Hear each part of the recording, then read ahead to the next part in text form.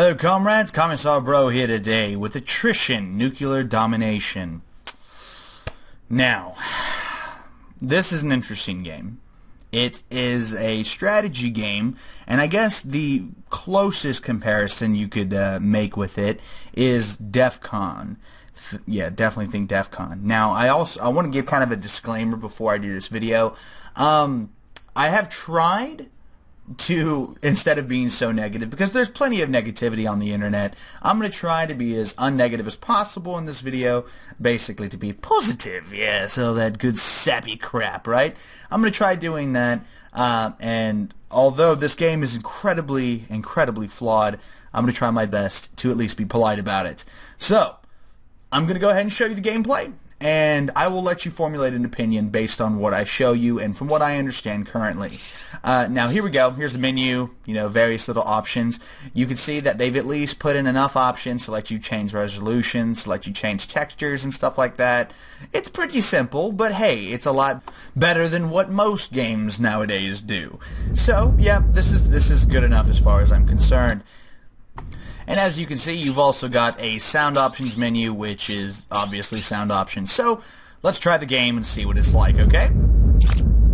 Alright, you start out, after you press play, you've got a number of opponents you can pick. There's no scenarios or anything, there's only the one gameplay. So we're just going to put two opponents, and I'm going to put the game on easy. And also, you have various different countries you can pick down here, all unique: the Oceanic Dominion, Nordic Powermongers, Southern Cartels, so on and so forth.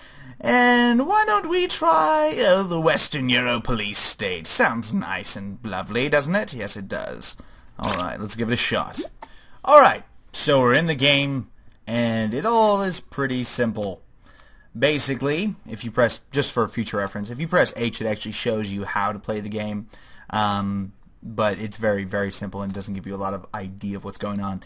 First of all, use WASD to rotate your camera. It's a little awkward at first, but it starts to kind of make sense the more you play, the more you give it a chance. So, let's start out with how you get resources. Well, you get resources in this game by left-clicking these little boxes. It sends out helicopters, which go and collect resources. That's right. The AI don't seem to have to do this, so don't worry about that. They seem to have some sort of automatic resource generation, or they just fire nukes off whenever they damn well feel like it. So that is kind of their prerogative as it were. So this is pretty simple as it is, pretty standard stuff, right? Just send your guys over and collect the resources, so on. More resources will generate as the game goes on, so don't worry. You'll never ever run out of resources. Keep in mind, there's also sound effects in this game. However, I do have them muted because I shot a video already, and unfortunately, the sound effects were so loud, even after I turned them down, they still completely covered up everything. So, yeah, we're not doing that. We're not doing that right now. So, anyway. Okay. Well, I think we've collected more than enough resources to do what we're going to do. As you can see, our opponents have already started to fire off a bunch of nukes into the air. Phenomenal stuff, right? So, what we're going to do is if you click F or the middle mouse button, you can target cities. Cities are kind of like those patches of blocks right there. The circles are silos, and I don't remember what the other things are. Anti-nukes, I think. So, you have to arm nukes. You left-click to arm, and you fire. Yep, that's that simple. You can arm multiple nukes in one launch and fire.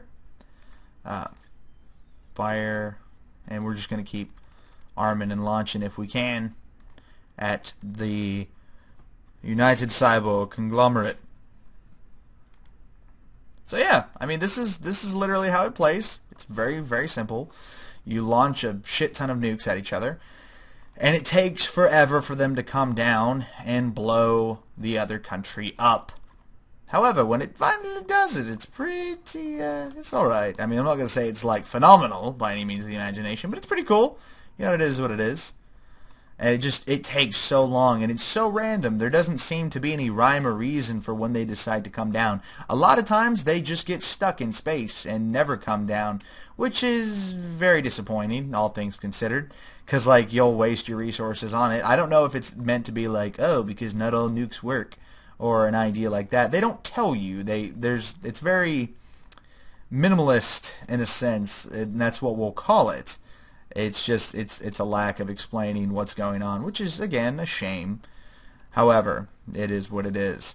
Now, all these nukes we fired off, eventually nukes are going to start flying into our airspace, and what you do is you right click, and that puts you into defense mode where you have anti-nuke silos. Again, this game functions incredibly similarly to DEFCON. If you're familiar with that, then you'll pretty much get this game.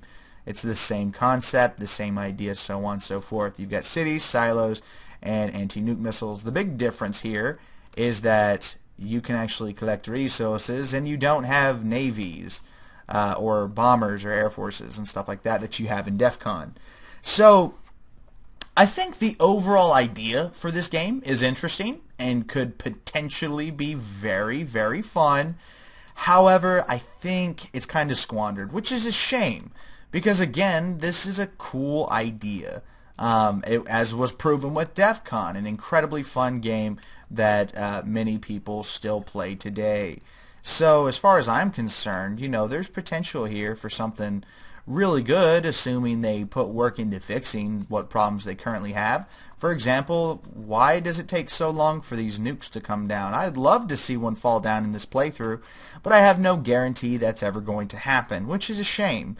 Because, that's the whole point of the game, is to blow the other guys up. And it doesn't really say if there's a timer or anything. So, yeah, it is what it is.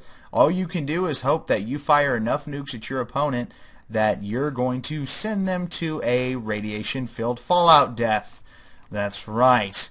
And we're trying to create super mutants over there. So, let's hope that we're successful in what I'm trying to do here. More missiles. Yes, fire! Fire! And I guess they're shooting. Do we still not have anything coming down at us? Nope. Not yet. So I guess you just keep getting more resources and hope something happens. Look at all these little helicopters I could send out. That's great. That's great. So, unfortunately, this is the game. This is the entirety of it. Until a nuke decides to come down and crash into our fucking base, there's really nothing else we can do. As you can see up here, there's nukes getting stuck in space, which is depressing. It looks like this nuke might be low enough to actually get stopped, though. Oh, look, we actually hit them. Good job. And we actually managed to blow that nuke up in space. Awesome. So, yeah, sometimes the nukes actually come out and fire, and you can play the game. And it's really cool. Oh, no! Oh, no! Did we stop it? No, we didn't stop it. We got hit by the nuke. So, we got hit by a nuke and lost a city. This is the whole concept of the game. And again, the concept is cool. I like it. This could potentially be very fun if I can, oh my god, blow that up. If it would play how you want it to play, but it seems very bugged, very glitchy, and it just needs to be fixed. So we can hope that the developers are going to put in the time and the effort to get it fixed. I sure do hope so, because I feel like I would actually have a lot of fun playing this game, especially if there was an online multiplayer component, like a lot of games nowadays, and especially with this particular, business. Ooh, look at that air burst. Sexy. Anyway, this has been Kami-sa Bro. I hope this has been helpful in, trying to help you pick a game. I know there's not much to look at here, but, there's potential behind it, and if the developer puts the time in to fix it, this could be a really badass game that I think a lot of people would enjoy. But anyway, this has been Kami-sa Bro, and I will see you all next time.